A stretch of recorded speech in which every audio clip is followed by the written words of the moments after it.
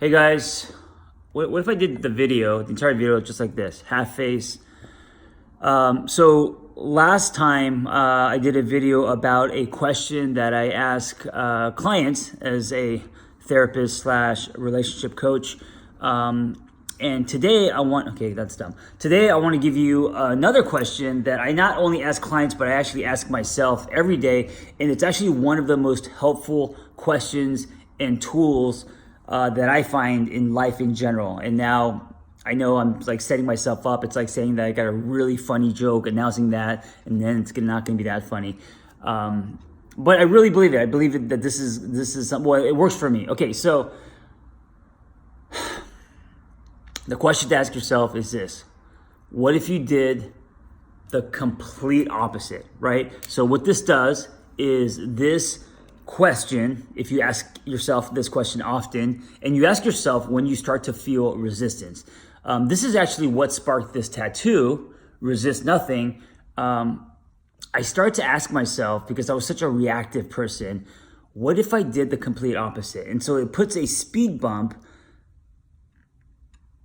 before your reaction, before things that you normally do that you will regret, before you continue patterns that you've always been doing, whether they be in thought or behavior, and then you start living your life in a loop, right? And so by inserting this speed bump, by asking yourself this question, what if I did the complete opposite?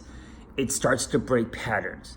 So I think A, that's really valuable, but B, it pulls you out of like yourself, and you could start to see and observe and witness a different version of you. So let me explain. How does this, how do you implement this in everyday life? Because I'm all about practical. I'm all about, whoa, my phone almost just fell. I'm all about, street level, and not things that are going to, that are not just in theory and that sound interesting, but things that we can actually apply to everyday life. And so today, I was in an Uber, and also today was the first day that I got into the wrong Uber.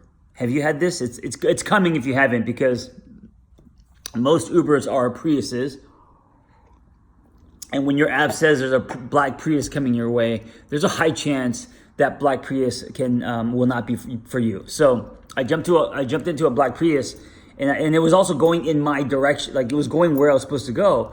And it wasn't like until halfway during the trip, the guy was like, I think you're in the wrong car. And then they can't take you to your destination. You actually have to get out of the car and call another Uber, which is really frustrating if you're late. But anyway, I was in a different Uber coming home from the gym, sweaty, and the back windows were rolled down, and he had the controls in the front. And I was like sweaty, and there was wind. I felt like I was in a fucking tornado. And my first reaction was going to be like, dude, can you roll the windows up? Because I was very annoyed, and I wasn't feeling, look at this. This is the shirt that I was sweating in. That's why it's so long. And I thought to myself, to implement this question, which is, what if I did the complete opposite? So not just in my words, but also like my state, my intention, my attitude, right? So the complete opposite, using that really simple example of what just happened a few hours ago, would be if I was frustrated and annoyed, and I was like, dude, I'm gonna give you 1 star because your windows are locked, and I can't have control of the windows, and it feels like I'm in a tornado. So that was my initial like entitlement and all that. And that was my initial reaction. And then I said to myself, what if I did the complete opposite? And the complete opposite looked like not only, obviously not saying anything, but also leaning into allowing the windows to be down, and leaning into and joining with the driver how he likes his car. So instead of trying to control and set the space up for my standards, what if I joined him in his ride, right?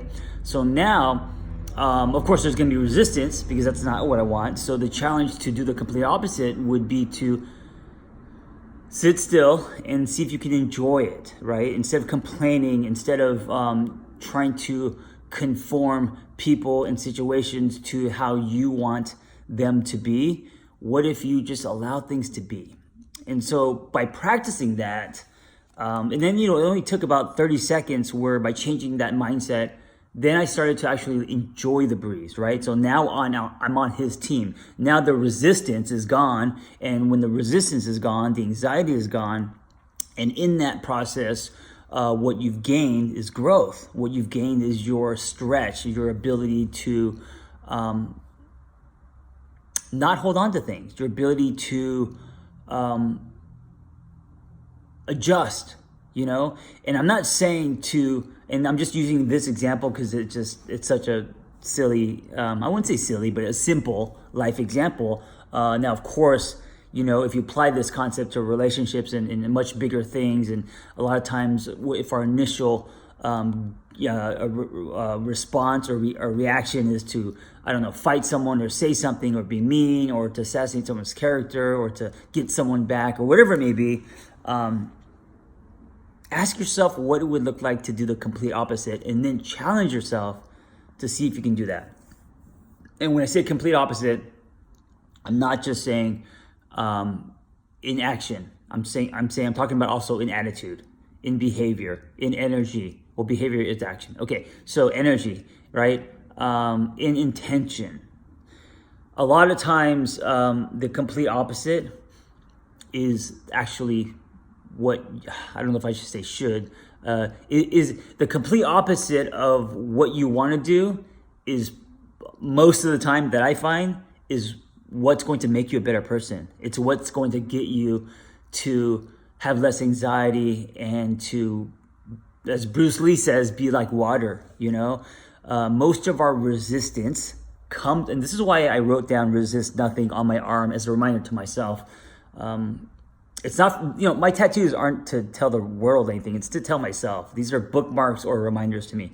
And I don't know why I had to announce that, but I did. So when you have resistance, it's coming from somewhere. It's coming from the past. It's coming from stunted growth. It's coming from trauma. It's coming from touching a stove that burns you, right? It's coming from old definitions. It's coming from an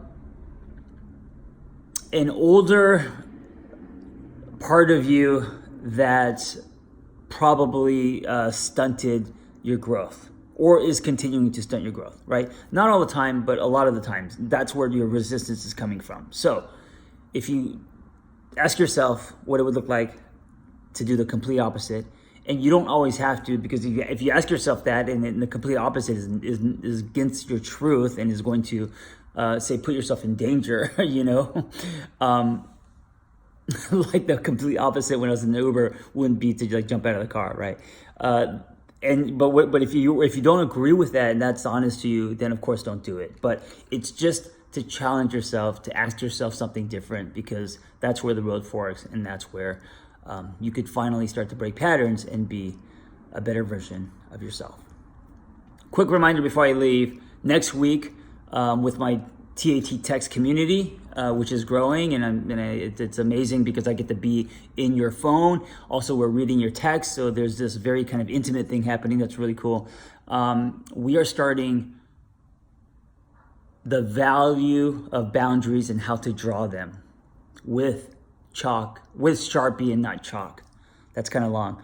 But anyway, it's going to be about boundaries and how they basically make us a better version of ourselves. If you don't have the ability to have boundaries or draw them, you're always going to put yourself in situations where they're unsafe. And so I'm going to be texting people in the community all next week about boundaries. So if you want to jump in, just go to theangrytherapist.com and I will meet you in your phone.